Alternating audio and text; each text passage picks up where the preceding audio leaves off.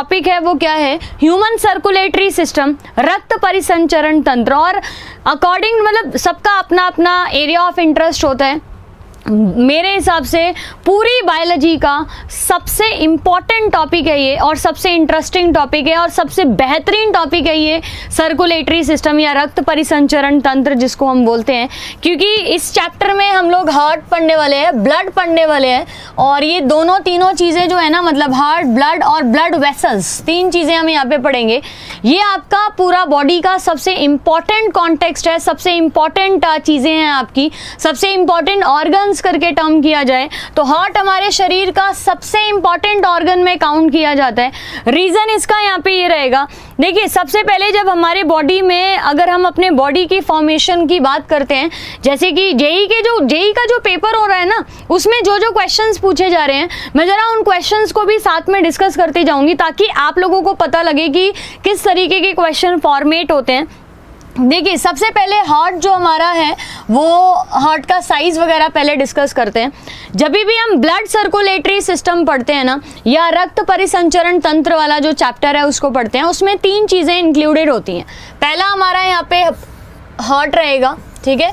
दूसरा हमारा यहाँ पे ब्लड वेसल्स होती हैं, या फिर दूसरा ब्लड लिखे यहाँ पे, रक्त जिसको बोलते हैं। और तीसरा हमारा क्या होता है, ब्लड वेसल्स। तो सबसे पहले आपके बॉडी में ब्लड फॉर्म करता है, यानी कि जो बोन मैरोज हैं वो हमारी ब्लड फॉर्म करना स्टार्ट करती हैं, या फिर जो प्लाज्मा वगैरह है वो शरीर हमारा बनाता है। इस ब्लड को हार्ट तक ले जाने के लिए जो हमारे ब्लड वेसल्स हैं वो काम करते हैं। 3 ब्लड वेसल्स हमारे शरीर के अंदर मौजूद होते हैं, जिनको हम आर्टरीज, वेसल्स, आर्टरीज, वेन्स और कैपिलरीज बोलते हैं। धमनियाँ, हिंदी में आर्टरीज को धमनियाँ, दूसरा आपका वेन्स जो होती हैं उसको शिरा बोला जाता है, और तीसरी आपकी होती है कैपिलरीज, ठीक है, कैपिलरीज। अब जितना भी आपका ये तीनों जो पार्ट हैं ये मिलके क्या बना रहे हैं, रक्त परिसंचरण तंत्र, यानी कि blood circulatory system, circulation of blood in our body. इसको क्या बोला, सर्कुलेटरी सिस्टम करके टर्म किया। पहली बार ये जो एक्सप्लेन किया गया था कि कैसे हमारे बॉडी में ब्लड सर्कुलेट करता है, साइंटिस्ट का नाम याद रखना है आपको। कौन से साइंटिस्ट, एक बार मेरे साथ आप सब लोग याद रखोगे इस नाम को। क्या नाम आपको याद रखना है, विलियम हार्वे करके याद रखिएगा आप लोग नाम।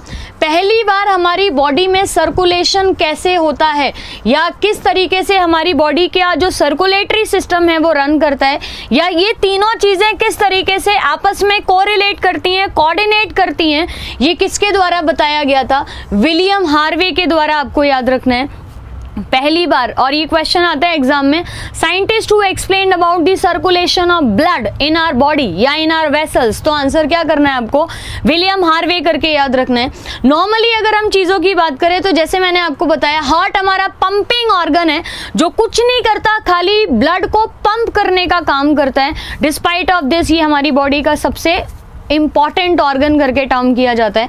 पहली बार जब किसी मानव शरीर के अंदर जब बच्चा बनना शुरू होता है ना, तो पहला ऑर्गन जो उसके अंदर बनता है वो हार्ट बनता है। ये क्वेश्चन जेई के एग्जाम में आपको पूछा गया है।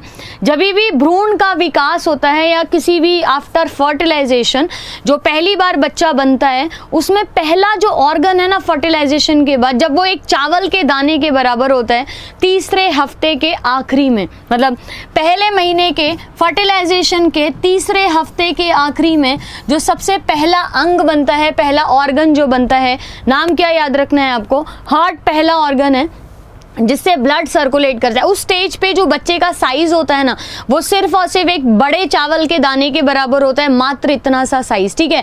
इतने से साइज में हार्ट सबसे पहले यहाँ पे बन के तैयार हो चुका होता है। और हार्ट हमारे शरीर का अकेला ऐसा ऑर्गन है जिसको मायोजेनिक भी बोलते हैं। ये भी पार्ट आपको याद रखना है, हमारे शरीर का हार्ट अकेला ऐसा अंग है जिसको मायोजेनिक बोला जाता है। मायोजेनिक बोला तो ऐसा ऑर्गन जिसको अपने स्टिमुलेशन के लिए या अपने कार्य करने के लिए किसी दूसरी चीज की मदद की आवश्यकता नहीं है। जैसे कि अगर आपका स्टमक एक्टिविटी कर रहा है तो उसके लिए आपका ईसोफेगस और पूरी एलिमेंट्री कैनाल को उसका साथ देना चाहिए। अगर आपकी किडनी काम कर रही है तो वो एक्टिविटी दूसरे के ऊपर डिपेंड कर रही है कि ब्लड में आपका क्या फिल्ट्रेशन हो रहा है या क्या रेट यहाँ पे किया जा रहा है, जबकि पूरा हार्ट जो है ना वो अपने आप अपनी एक्टिविटी, पहली बार दिल जब धड़कता है ना तो वो अपने आप से धड़कता है ऐसे नोट की वजह से। और इसके लिए इसकी इस क्लास को शुरू करने से पहले मैं आपको सिर्फ एक लाइन बोलना चाहती हूँ यहाँ पे।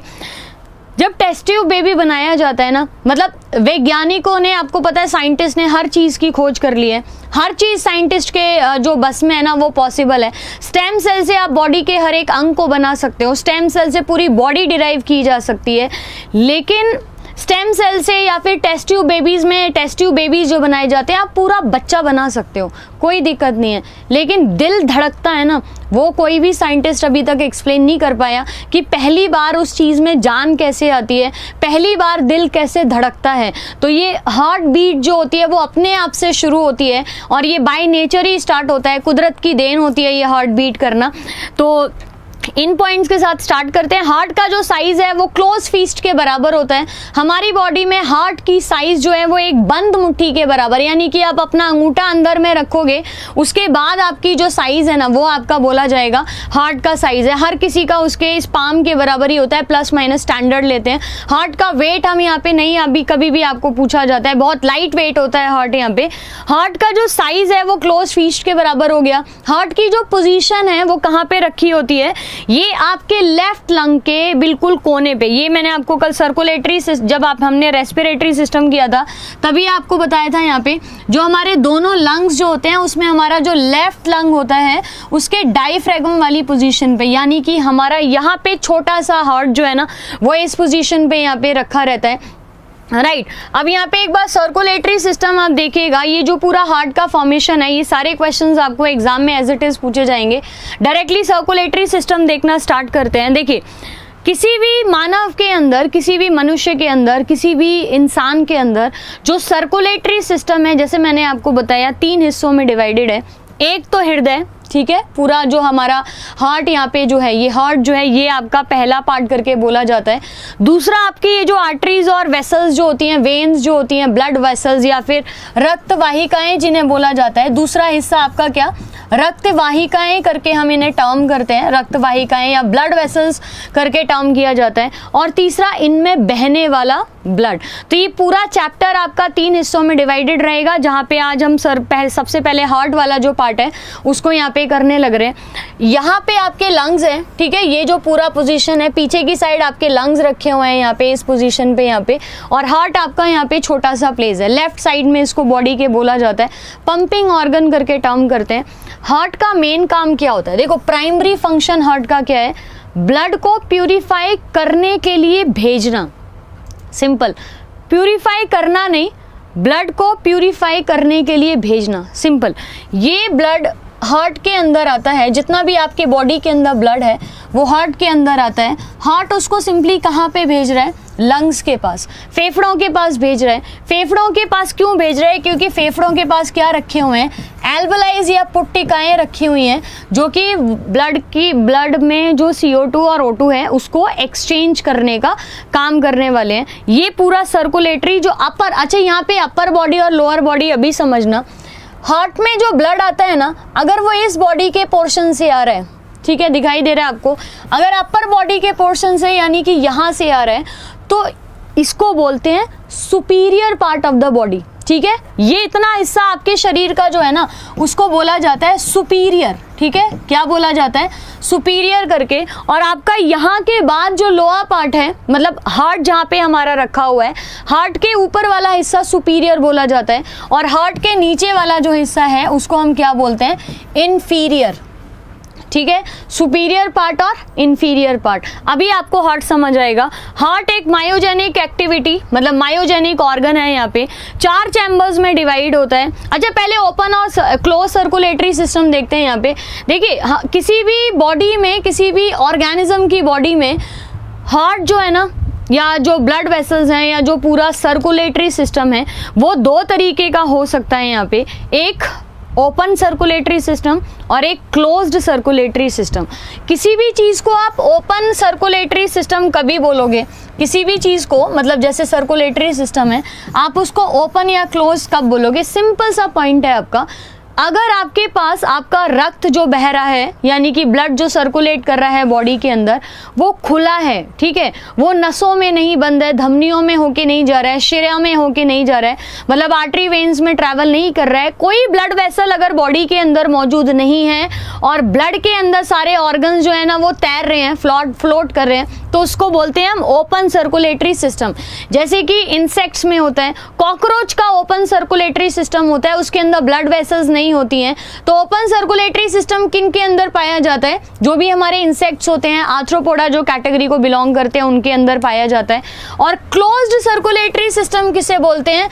जैसे ये, जहाँ पे प्रॉपर ब्लड वेसल्स मौजूद होती हैं, धमनिया और शिरा मौजूद होता है, उसको क्लोज सर्कुलेटरी सिस्टम करके टर्म किया जाता है। सिंपल है, आपको एग्जांपल पूछते हैं कि इनमें से किसका ओपन सर्कुलेटरी सिस्टम होगा या इनमें से क्लोज सर्कुलेटरी सिस्टम किसका होगा, तो याद रखिएगा जितने भी आपके वर्टिब्रेटा है ना, वर्टिब्रेटा यानी कि एव्स, मैमल्स, रेप्टाइल्स, एम्फीबियंस और ये हम लोग का जो 5 मछलियां जो होती हैं, ये 5 कैटेगरी जो हैं ये open circulatory, close circulatory system रखती हैं। और अगर आप इनवर्टिब्रेट की बात करोगे तो ये सारे के सारे ओपन सर्कुलेटरी सिस्टम को होल्ड करते हैं, एक आध को छोड़ के, जैसे प्लेटीहेलमिन्थेसिस वगैरह को छोड़ के। अभी यहाँ पे अगर सीधा हार्ट की बात करें, देखो ह्यूमन हार्ट होता है 4 चैम्बर का, ये मेरे ख्याल रटा हुआ होगा सबको, कई बार अपन कर चुके हैं।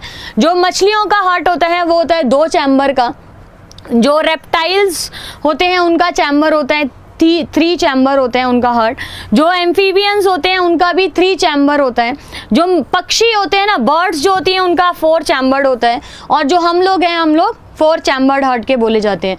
एक तो कभी भी आपने कभी ये सुना है कॉकरोच में हार्ट, कॉकरोच में जो हार्ट आप पढ़ते हो कि 13 चैम्बर्ड हार्ट है, तो वो बेसिकली ना 13 चैम्बर हार्ट नहीं होता, बस उसमें जो खुला देखो, पहली बात तो मैंने जब बोला कि कॉकरोच के अंदर ओपन सर्कुलेटरी सिस्टम है, आर्टरीज और वेसल्स है ही नहीं, तो उसको ऐसे प्रॉपर हार्ट की जरूरत है क्या? नहीं है ना, तो आप उसको 13 चैम्बर हार्ट नहीं बोलोगे। सिर्फ क्वेश्चन के लिए कभी आपने सुना होगा कॉकरोच के अंदर 13 कक्षीय हृदय पाया जाता है, लेकिन वो स्टेटमेंट आपकी गलत होती है। 13 चैम्बर वो हार्ट नहीं होता, ऐसे करके ना बॉक्सेस बने होते हैं, देखो इस तरीके से, यहाँ पे 1 2 3 4 ऐसे करके 13 चैम्बर्स बने होते हैं, जहाँ पे यहाँ पे ना होल्स होते हैं। तो जो ओपन सर्कुलेटरी सिस्टम है वो ब्लड को ऐसे रोटेट करने में हेल्प करेगा। चैम्बर्स हैं ये, हार्ट नहीं है, याद रखिएगा। जब भी हम हृदय की बात करेंगे तो हृदय शुरू होता है आपका, जब भी हम वर्टिब्रेट्स बोलते हैं, तभी भी क्वेश्चन में हमेशा आपको वर्टिब्रेट्स के बारे में ही पूछा जाता है, जो कशेरुकी होते हैं उनके ही बारे में हमेशा पूछा जाता है, ना कि कभी इनवर्टिब्रेट या अकशेरुकी के बारे में पूछा जाता है। अब ये चैम्बर ऑफ हार्ट आप बताओ बढ़ क्यों रहे हैं? हमारे अंदर 2 चैम्बर्ड हार्ट क्यों नहीं है, या हमारे अंदर 3 चैम्बर्ड हार्ट क्यों नहीं है, या फिर मछलियों के अंदर 4 चैम्बर्ड हार्ट क्यों नहीं है यहाँ पे? तो आप लोग याद रखिएगा, जिसको जितनी ऊर्जा की जरूरत है, देखो हार्ट का मेन काम क्या है? वो ऑक्सीजन को और CO2 को एक्सचेंज कर रहे हैं। हार्ट का काम क्या है यहाँ पे? मतलब इसके अलावा हार्ट का देखना कोई भी काम नहीं है, ठीक है। ये फालतू में ना हमने हार्ट को बदनाम करके रखा हुआ है, गानों में दिल धड़क रहा है, ये हो रहा है, वो हो रहा है, कुछ नहीं है ऐसा, बिल्कुल ये हमारे इल्यूजन्स हैं। दिल कोई काम नहीं करता, दिल भी परेशान है इस चीज़ से कि मैं इतना सब कुछ तो कर ही नहीं रहा, ये फीलिंग्स मेरा काम नहीं है। फीलिंग्स देखो, फीलिंग्स कभी दिल में नहीं होते। दिल से प्यार करना, दिल से नफरत करना, ऐसी कोई लाइन ही नहीं होती, दिल का ये काम ही नहीं है, ठीक है। ये जो एंग्री, लव, ये सारा जो काम है ना, ये अपने हार्मोन्स करते हैं, ठीक है। If you love somebody, if you hate somebody, तो वो हार्मोन्स का काम है, इसमें बेचारे दिल का कोई काम नहीं है, ठीक है। तो जरा उसको ना उसके हिसाब से हम पढ़ेंगे। दिल का काम है सिर्फ और सिर्फ ऑक्सीजन को एक्सचेंज करना। ऑक्सीजन की जो जरूरत होती है वो किस लिए जरूरत होती है? एनर्जी के लिए, है ना। अब मछलियों को ज्यादा एनर्जी नहीं चाहिए, उनको सिंपली पानी का जो बहाव है उसके साथ बह जाती हैं। ना तो उनको एक्स्ट्रा फिजिकल एक्सरसाइज करनी है, ना उनको जिम जाना है, ना उनको भागना है, ना उनको ऐसे पढ़ना है, एग्जाम भी नहीं देना जाके, तो एनर्जी उनकी खत्म ही नहीं हो रही है ना, एनर्जी ज़्यादा कंज्यूम ही नहीं कर रही है। तो आप लोग याद रखिएगा, फिशेस के अंदर 2 चैम्बर्ड हार्ट होता है। अब जैसे जैसे एम्फीबियंस आए तो एम्फीबियंस के पास 3 चैम्बर्ड है, क्योंकि एम्फीबियंस को क्या करना है? पानी में भी रहना है, फिर उसके बाद ज़मीन पे भी आना है। अंडे का नंबर बहुत ज़्यादा उनका होना चाहिए, एम्फीबियंस बहुत ज़्यादा नंबर में अंडे देते हैं यहाँ पे, तो वो 3 चैम्बर और रहेगा, रेप्टाइल्स भी 3 चैम्बर रहेंगे। देखो रेप्टाइल्स हम किसको बोलते हैं, सरीसृप को, है ना। रेप्टाइल्स में क्रोकोडाइल एक्सेप्शन रहेगा, ये याद रखिएगा। क्रोकोडाइल 4 चैम्बर्ड हार्ट रखता है, बाकी सारे 3 चैम्बर्ड हार्ट रखते हैं रेप्टाइल्स में। क्रोकोडाइल एक्सेप्शन इसलिए है क्योंकि उसको खाना अपना पकड़ते टाइम, जैसे आपको पता है कि एक छोटा सा क्रोकोडाइल, मतलब ऐसे कंपैरिजन कर रहे हैं, वैसे तो क्रोकोडाइल छोटा नहीं होता, लेकिन एक छोटा सा क्रोकोडाइल बड़े से राइनासोर को या बड़े से भैंसा जो होता है ना, एक ऑक्स जो होता है, बैल होता है, उसको भी सीधा कच्चा निकल सकता है, अपने बॉडी के अंदर ले सकता है। तो उसको उस एक्टिविटी में बहुत बहुत बहुत ज्यादा एनर्जी लगानी पड़ती है। इसीलिए क्या है ना, यहाँ पे क्रोकोडाइल को 4 चैम्बर्ड असाइन कर दिया गया है हार्ट। अब पक्षियों पे आते हैं, पक्षियों को बहुत ज्यादा एनर्जी की जरूरत पड़ती है, उड़ना रहता है उनको, उड़ने के लिए बहुत ज्यादा एनर्जी की रिक्वायरमेंट होगी, इसलिए 4 चैम्बर्ड हार्ट। और फाइनली आते हैं मैमल्स। तो मैमल्स को तो वैसे भी बहुत ज्यादा एनर्जी कंज्यूम करनी पड़ती है फिजिकल एक्सरसाइज करने के लिए, एटीपीज अपने हमें खर्च करने पड़ते हैं फिजिकल मूवमेंट्स वगैरह के लिए। तो हमारे बॉडी के अंदर 4 चैम्बर्ड हार्ट होना जरूरी है, ठीक है। चैम्बर समझ आए। अब यहाँ पे चैम्बर्स के लिए ही बात कर रहे हैं यहाँ पे, तो चैम्बर्स का मतलब क्या है यहाँ पे, देखो ये हमारा हार्ट, ठीक है, 4 चैम्बर्स में हमने उसको डिवाइड कर दिया। हालांकि यहाँ पे ये कॉम्प्लिकेटेड सा थोड़ा हो गया है, सिंपल सा मैं आपको बता देती हूँ। पहले सिंपल सा एक हार्ट जो है वो कर लेते हैं, उसके बाद देखिए सिंपली हार्ट को अगर एक बॉक्स की तरह से आइडेंटिफाई करें, देखिए इतना कॉम्प्लिकेटेड हार्ट, ये ग्रीटिंग कार्ड में कभी हार्ट बना के भेजे हैं ना, उसमें क्या बना देते हैं, सिंपल सा ना ऐसा हार्ट बना के भेज देते हैं। कहीं से ऐसा लग रहा है, ये कहीं से लग रहा है ये वाला हार्ट बना के भेजो, 2 दिन ना लग जाए इसको बनाने में प्रॉपरली, तभी पता लगे भाई कि क्या है बिल्कुल भी यहाँ पे ना। सिंपल सा ऐसा बना दिया, ऐसा तो कोई मतलब नहीं है ना, ऐसा तो हार्ट है भी नहीं अपना। देखो यहाँ पे हार्ट के लिए हमने बात किया, 4 चैम्बर्स में डिवाइड किया। चैम्बर्स होते हैं 2, मतलब जो हमारे कक्ष होते हैं ना वो 2 ही होते हैं। एक होता है आपका ऑरिकल, जिसको हम आलिंद बोलते हैं, ठीक है, ऑरिकल जिसको आलिंद करके बोला जाता है, और दूसरा होता है निलय। और ऑरिकल और निलय, आलिंद और निलय, निलय को हम बोलते हैं यहाँ पे निलय, यानी कि वेंट्रिकल करके। तो चीज़ें तो 2 ही हैं, चैम्बर्स 2 ही हैं, लेकिन वही अपने आप को 2-3 पार्ट्स में डिवाइड करे हैं। इस साइड वाला पार्ट क्या बोला जाता है, लेफ्ट, राइट।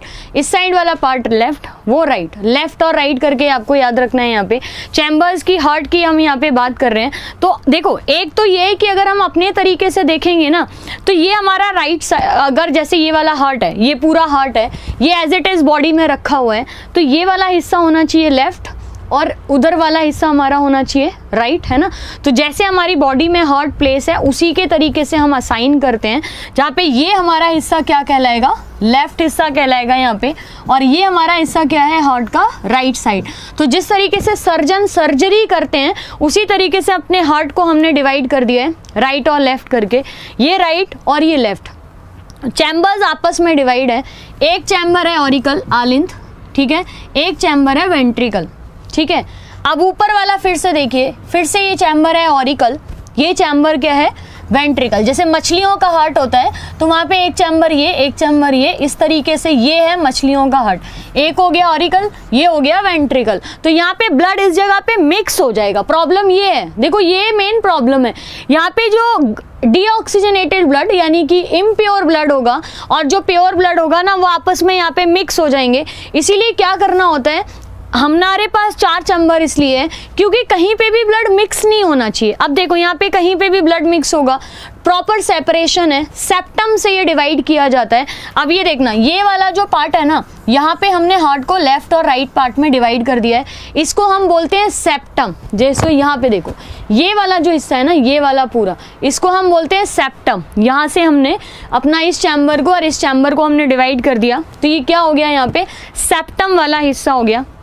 अब यहाँ पे ऑरिकल, ये क्या कहलाएगा आपका, राइट ऑरिकल, ठीक है। ये क्या कहलाएगा, राइट वेंट्रिकल, राइट। ये क्या कहलाएगा आपका, लेफ्ट ऑरिकल, और ये क्या कहलाएगा, लेफ्ट ऑरिकल, ये ऊपर वाला, और ये लेफ्ट वेंट्रिकल कहलाएगा।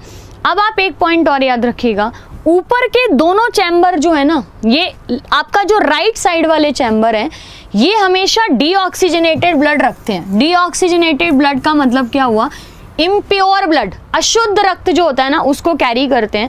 हमेशा यही होगा कि राइट ब्लड, राइट साइड का जो हार्ट है हमारा, वो अशुद्ध रक्त जो है ना उसको कैरी करता है, और जो हमारा लेफ्ट साइड का हार्ट है वो हमेशा शुद्ध रक्त कैरी करता है, यानी कि प्योर ब्लड कैरी करता है। ये क्वेश्चन एग्जाम में आया था, that which part of the blood, which part of the heart carries the pure blood, है ना। तो वहां पे आप आंसर याद रखोगे लेफ्ट और राइट करके यहाँ पे, राइट। अब ऊपर वाले जो हमारे ऑरिकल है ना, इनको ज़्यादा प्रेशर नहीं लगाना पड़ता, मतलब ऑरिकल से जब ब्लड यहाँ पे आएगा, जैसे ऑरिकल में ब्लड आया फिर वेंट्रिकल में गया, यहाँ पे भी ऑरिकल से वेंट्रिकल में जाता है ब्लड, लेकिन जब वेंट्रिकल से ब्लड जाएगा तो यहाँ से तो जाता है लंग्स के लिए, तो ये ग्रेविटी के बिल्कुल उल्टा हो गया, अपोजिट फोर्स लगाना पड़ रहा है।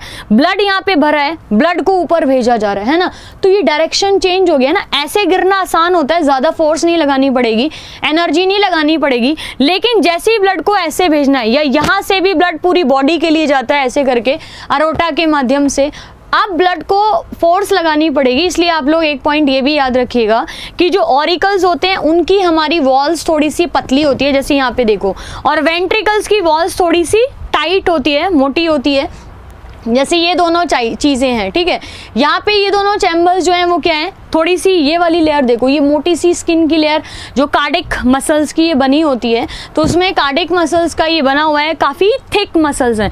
तो वेंट्रिकल्स ताकि फोर्स ज़्यादा लगाएंगे तो कोई दिक्कत ना हो किसी भी तरीके से, तो यहाँ पे क्या रहता है आपका कि बॉडी को, मतलब यहाँ पे हार्ट को अच्छे से मसल्स प्रोवाइड की गई हैं। अच्छा, यहाँ पे एक पॉइंट अब ये भी ऐड कर लीजिएगा आप लोग कि हमारा हार्ट जिन मसल्स का बना होता है उसको हम क्या बोलते हैं, कार्डिक मसल्स करके याद रखिएगा। हार्ट मसल्स भी लिखते हैं, लेकिन आपको पता है ना कार्डिक वर्ड किसके लिए इस्तेमाल किया जाता है, हार्ट के लिए। आपने डॉक्टर्स देखे होंगे ना, हार्ट के जो डॉक्टर्स होते हैं उनको क्या बोलते हैं, कार्डियोलॉजिस्ट बोलते हैं, या कार्डियोलॉजी बोला जाता है। हार्ट की स्टडी को कार्डियोलॉजी बोलते हैं, और जो हार्ट को देखते हैं, चेक करते हैं, मॉनिटर करते हैं, उनको कार्डियोलॉजिस्ट करके यहाँ पे टर्म किया जाता है, ठीक है।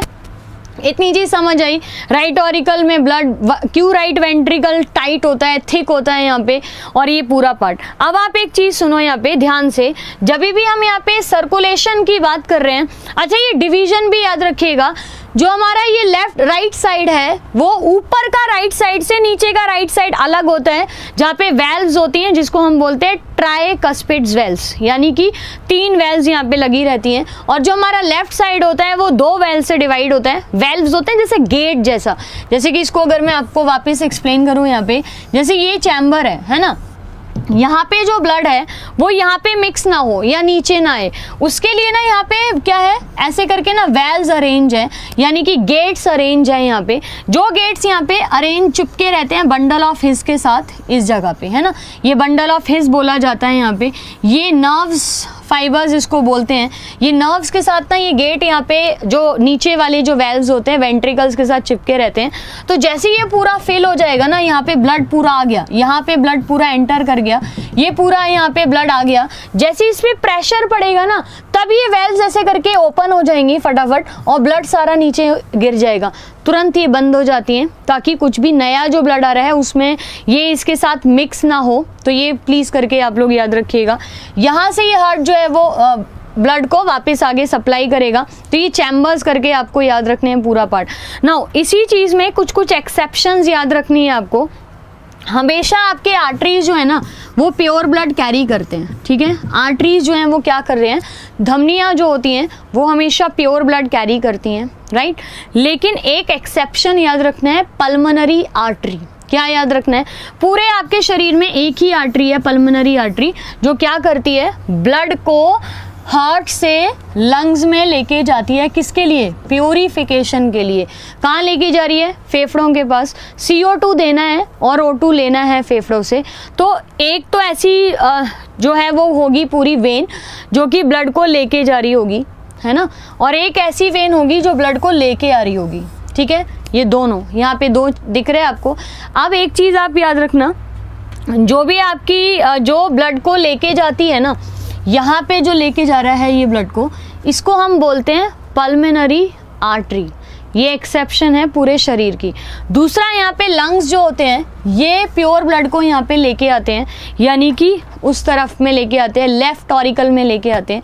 ये शुद्ध रक्त लेके आ रहे हैं, लंग से क्या कर रहे हैं, प्योर ब्लड को लेके आ रहे हैं, इसका नाम क्या है, पल्मोनरी वेन। जबकि आपको पता है वेन हमेशा अशुद्ध रक्त कैरी करती है, ये दोनों पॉइंट याद रखिएगा। आर्टरीज जो हैं वो हमेशा प्योर ब्लड कैरी करती हैं, शुद्ध रक्त को कैरी करती हैं, और जो हमारी वेन्स है ना वो हमेशा अशुद्ध यानी कि इम्प्योर जो रक्त है उसको कैरी करती हैं। ये 2 पॉइंट, और वो एक्सेप्शन है आपका pulmonary artery impure blood carry करेगी और पल्मोनरी वेन जो है वो प्योर ब्लड कैरी करेगी।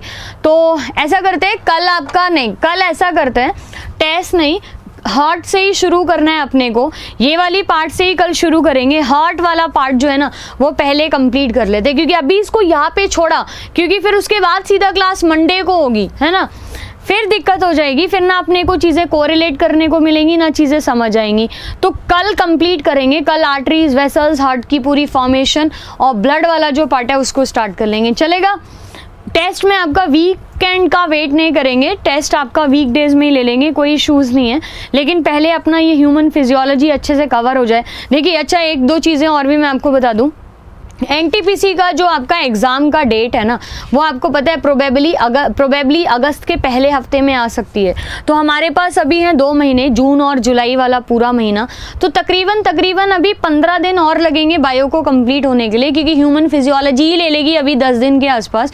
उसके बाद जेनेटिक्स करना है, कार्बोहाइड्रेट, विटामिन वगैरह, एनिमल न्यूट्रिशन जो चैप्टर है वो करना है, और ह्यूमन डिजीज़ करना है। तो आराम से कहीं नहीं गए, 3 हफ्ते तो आराम से आपके लगेंगे। उसके बाद मैं आपको फिजिक्स यहाँ पे स्टार्ट करा दूंगी, लेकिन उससे पहले जो मॉक टेस्ट हुआ करेंगे उसमें केमिस्ट्री, फिजिक्स, बायो तीनों चीज़ें अच्छे से कर लेंगे, क्योंकि मैं नहीं चाहती हूँ कि मैं आपको जल्दी जल्दी ये चीज़ें कंप्लीट कराऊँ तो ना तो चीज़ें हो ही पाए ना ही तो रुक ही पाए, है ना। एग्जाम में ये सब क्वेश्चंस पूछे जा रहे हैं हार्ट से, जैसे मैंने आपको जो चीज़ें आज बताई हैं, एक्सेप्शन क्या है पल्मोनरी आर्टरी का, पल्मोनरी वेन का, हार्ट का कार्डिक साइकिल का रिदम क्या होता है, किसने सर्कुलेट पूरा यहाँ पे बताया। तो ये अपने को ना चीज़ें थोड़े ध्यान से करनी पड़ेंगी। मतलब मेरा वही कॉन्सेप्ट है, चीज़ें जो हो वो बिल्कुल अच्छे से हो। बाकी आपका सिलेबस जो है ना वो जून एंड तक या फिर जुलाई के पहले हफ्ते में कवर हो जाएगा, ठीक है।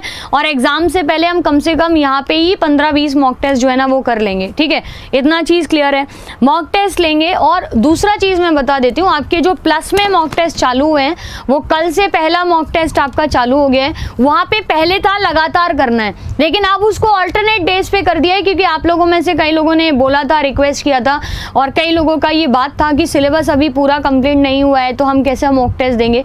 तो इसीलिए ना अल्टरनेट कर दिया, ताकि बीच में हम सिलेबस भी कंप्लीट कर लेंगे, चीज़ें भी आपकी तरीके से जाती रहेंगी, और मॉक टेस्ट आपके सिलेबस जो कंप्लीट हो गया है ना उसी हिसाब से दिया जाएगा। 30 मॉक टेस्ट हैं, साथ में डिस्कशंस और सॉल्यूशंस भी हैं हर क्लास के बाद, तो वो मॉक टेस्ट आप ज़रूर लीजिए। 30 मॉक टेस्ट यहाँ लगभग 20 के आसपास मॉक टेस्ट यहाँ पे हो जाएंगे।